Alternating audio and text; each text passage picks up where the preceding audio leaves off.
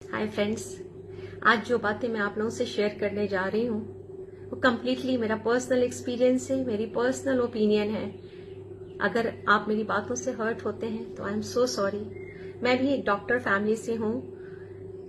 मेरे मेरे पापा, मेरे ब्रदर्स, नाना जी, मामा जी, कजन्स और बहुत सारे लोग हैं फैमिली में डॉक्टर्स। लेकिन कुछ महीने पहले जब मेरे हस्बैंड को सडनली हॉस्पिटलाइज्ड होना पड़ा तो इस मेडिकल प्रोफेशन ने मुझे पूरी तरह से झकझोर कर रख दिया। सबसे पहले तो हमें यही डिसाइड करना हमारे लिए मुश्किल हो जाता है कि किस बीमारी में कौन से डॉक्टर को कंसल्ट करें। पहले जब हम बीमार होते थे तो हमारा काम होता था एक डॉक्टर को कंसल्ट करना, क्योंकि वो डॉक्टर पूरी बॉडी की एनाटॉमी को समझता था। लेकिन आजकल स्पेशलाइजेशन, सुपर स्पेशलाइजेशन ने इतने सारे डिफरेंट ब्रांचेस बना दिए हैं कि अगर हमें एक बैकएक भी है तो हमें ये नहीं पता होता कि पहले ऑर्थोपेडिक के पास जाएं, न्यूरोसर्जन के पास जाएं, न्यूरोलॉजिस्ट के पास जाएं या फिर एक मेडिकल स्पेशलिस्ट को पहले कंसल्ट करें। और जब ये मसला हल हो जाता है कि किस डॉक्टर के पास जाना है और डिजीज डायग्नोज हो जाती है और अगर हम बड़े हॉस्पिटल में पहुंच गए हैं तो फिर डॉक्टर ऐसी अफरा तफरी मचाते हैं कि बस अभी हॉस्पिटल में एडमिट हो जाओ और अभी सर्जरी करवा डालो, नहीं तो न जाने अगले पल ही क्या होगा। तो वहीं से पेशेंट की मेंटल कंडीशन आप समझ सकते हैं। एक छोटी सी बीमारी लेकर के हम हॉस्पिटल में एंटर करते हैं, लेकिन हमें नहीं पता होता कि जैसे आप हॉस्पिटल में एक बार घुसेंगे, लंबी मेडिसिन की लाइन, मेडिसिन की लिस्ट सबसे लंबी होगी, टेस्ट की लंबी लिस्ट होगी, MRI, echo test, CT scan, urine test, blood test, न जाने क्या क्या टेस्ट, जिसके नाम भी शायद जिनके आपने नहीं सुने होंगे पहले।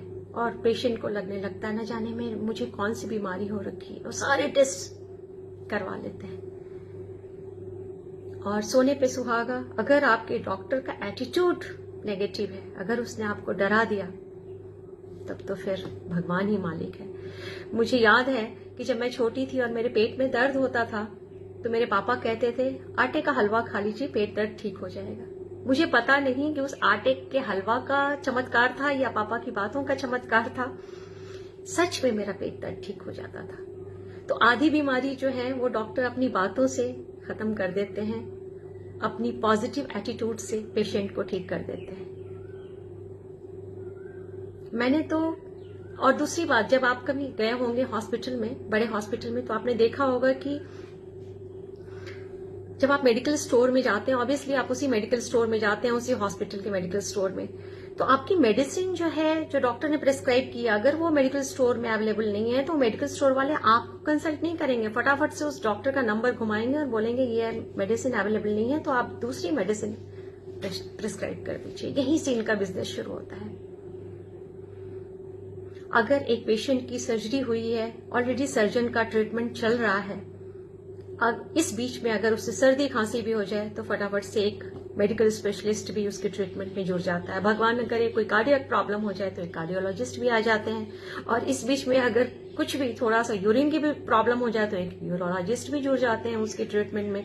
और न जाने क्या क्या छोटी छोटी चीजों पे नए नए डॉक्टर्स जुड़ते रहते हैं। और इस तरह से एट ए टाइम एक हॉस्पिटल में, बड़े हॉस्पिटल में एट ए टाइम एक पेशेंट को कई डॉक्टर्स ट्रीट कर रहे होते हैं। और मैंने ऐसा देखा है, मुझे एक्सपीरियंस है कि कई बार इग्नोरेंस की वजह से शायद एक डॉक्टर दूसरे डॉक्टर ने क्या प्रिस्क्राइब किया है ये नहीं देखते हैं, और एट ए टाइम एक patient 3 different types of antibiotics खा रहा होता है। अगर वो पेशेंट अवेयर नहीं है, अगर वो पेशेंट अलर्ट नहीं है, अपनी मेडिसिन को चेक नहीं कर रहा है और एक ही बार में वो 3 तरह के डिफरेंट टाइप्स ऑफ एंटीबायोटिक्स ले रहा है, तो आप सोचिए, फिर तो भगवान ही मालिक है। मैंने तो ये डिसाइड कर लिया है कि भगवान न करे अगर कभी मुझे हॉस्पिटल जाना पड़े, वैसे तो अपनी सेहत का ख्याल हमें खुद ही रखना चाहिए, लेकिन फिर भी, because prevention is always better than cure, लेकिन फिर भी अगर हम बीमार होते हैं तो मैंने तो डिसाइड कर लिया है कि मैं उसी डॉक्टर के पास जाऊंगी जो गवर्नमेंट कॉलेज से पास आउट हुआ है, या फिर मेरी फैमिली का डॉक्टर है। एटलीस्ट फैमिली के डॉक्टर को मुझे ठीक करने में ज्यादा इंटरेस्ट होगा, ना कि मेरे पैसे में। और दूसरी बात कि डॉक्टर का एटीट्यूड भी बहुत मैटर करता है। आप जब भी हॉस्पिटल जाइए अपने दिमाग की खिड़कियां खोल कर जाइए, पूरी मेंटल स्ट्रेंथ लेकर के जाइए। अगर आपको थोड़ा भी डाउट होता है या डॉक्टर की बातों से डर लगता है तो आप जरूर सेकेंड, थर्ड, फोर्थ ओपिनियन लीजिए। कोई भी बड़ा कदम उठाने से पहले आप डॉक्टर की बातों से घबरा कर कोई भी बड़ा स्टेप मत लीजिए, कोई बड़ा डिसीजन नहीं लीजिए।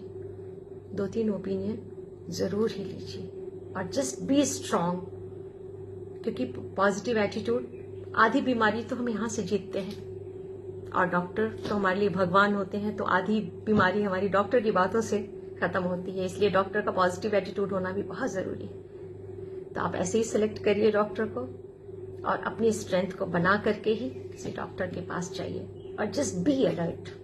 Thank you so much, see you soon, bye bye.